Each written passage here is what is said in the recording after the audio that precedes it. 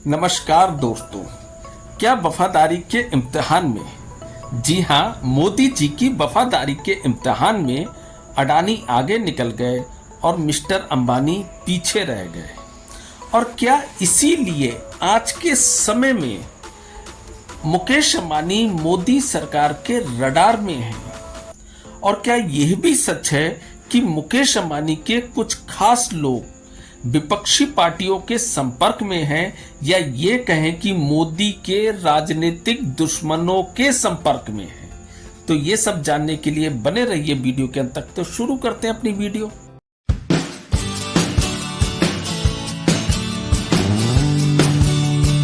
जी हाँ दोस्तों, जो अंबानी और अडानी मोदी जी के दो हाथ की तरह थे, तो फिर आखिर ऐसा क्या हुआ कि अडानी बहुत आगे निकल गए और मिस्टर अंबानी मोदी सरकार के रडार में आ गए?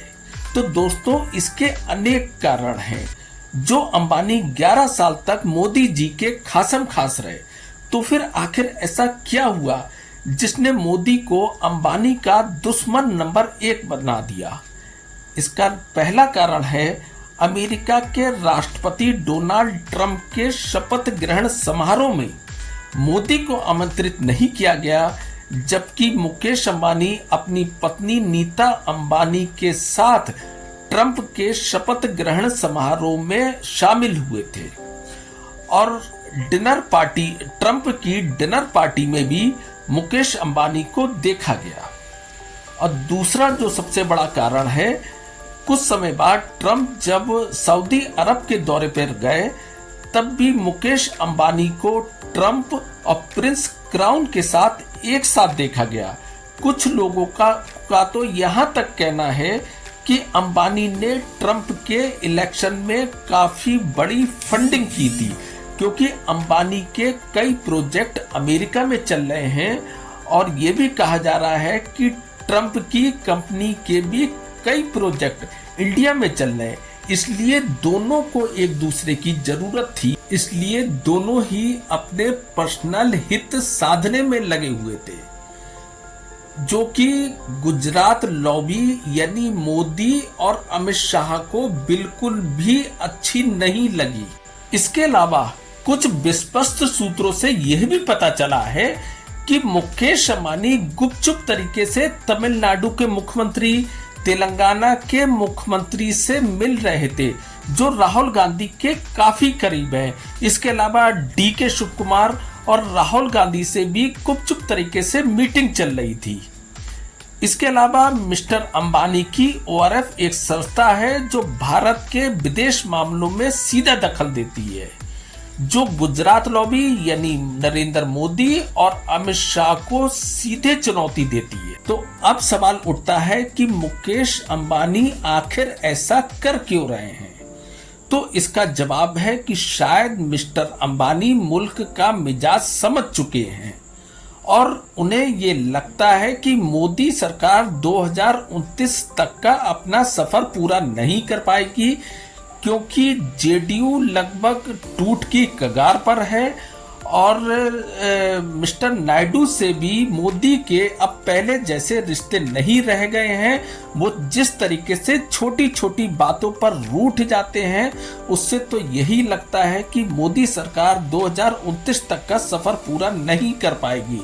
और अगर जैसे तैसे 2029 तक का सफर मोदी सरकार ने तय कर भी लिया, तो 2029 के इलेक्शन में बीजेपी को बहुमत मिलना लगभग असंभव है, क्योंकि जिस तरीके से बीजेपी सरकार चौतरफा घिरती चली जा रही है, चाहे वह बेरोजगारी का मुद्दा हो, या महंगाई का मुद्दा हो, या किसान आंदोलन का मुद्दा हो, या SIR का मुद्दा हो। हम लोग यहाँ से सुनो, यही जगह से NCL रद्द कराए थे ना, तो तुम्हारे साथ हैं, एकदम चलेंगे। जिस तरीके से बीजेपी सरकार चौतरफा घिरी हुई है, उससे तो यही लगता है कि बीजेपी का 2029 में बहुमत पाना लगभग असंभव है। शायद मुकेश अंबानी की दूरदर्शिता ने वह सब देख लिया जो बड़े बड़े लोग इस सब अभी तक नहीं देख पाए, क्योंकि मुकेश अंबानी एक बड़े और काबिल बिजनेसमैन है।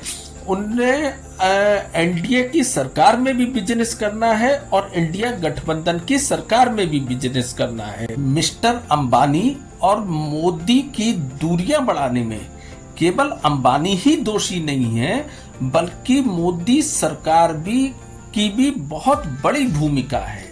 मोदी सरकार ने हमेशा अडानी पर ज्यादा भरोसा दिखाया है बनस्पत मुकेश अंबानी के, जबकि मुकेश अंबानी भारत के सबसे धनी व्यक्ति थे।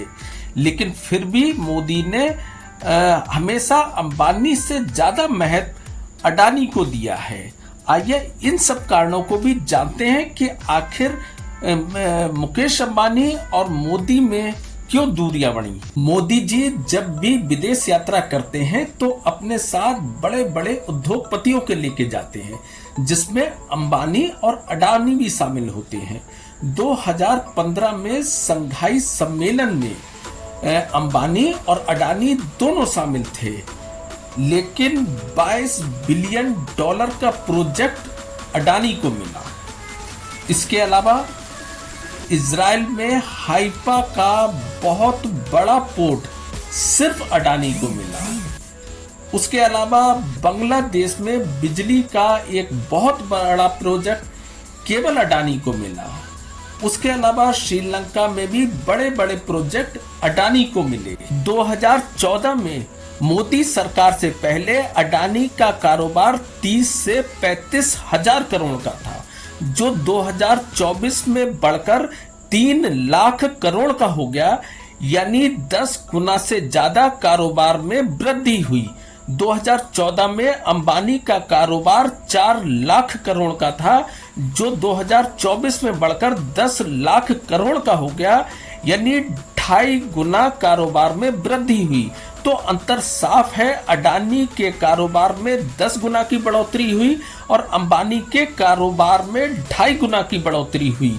यही कारण है कि जिसने अंबानी को मोदी से दूर कर दिया, जिसका खामियाजा आज अंबानी परिवार को चुकाना पड़ रहा है। मुकेश अंबानी के छोटे पुत्र अनंत अंबानी, जिनका ड्रीम प्रोजेक्ट बनतारा है, जो खरबों रुपए का प्रोजेक्ट है, यानी ये एक इंटरनेशनल जू प्रोजेक्ट है, जिसका खुद मोदी जी ने उद्घाटन किया था और कई मौकों पर अनंत अंबानी और मोदी जी को एक साथ देखा गया।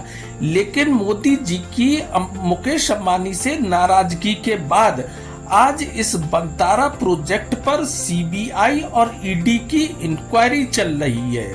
इसके अलावा ड्रीम 11, जो मुकेश अंबानी के एक खास दोस्त का बिजनेस था, जो एक ऑनलाइन गेमिंग बिजनेस था, मोदी सरकार के एक कानून पास होते ही ये बिजनेस बंद हो गया और खरबों रुपए एक झटके में डूब गए।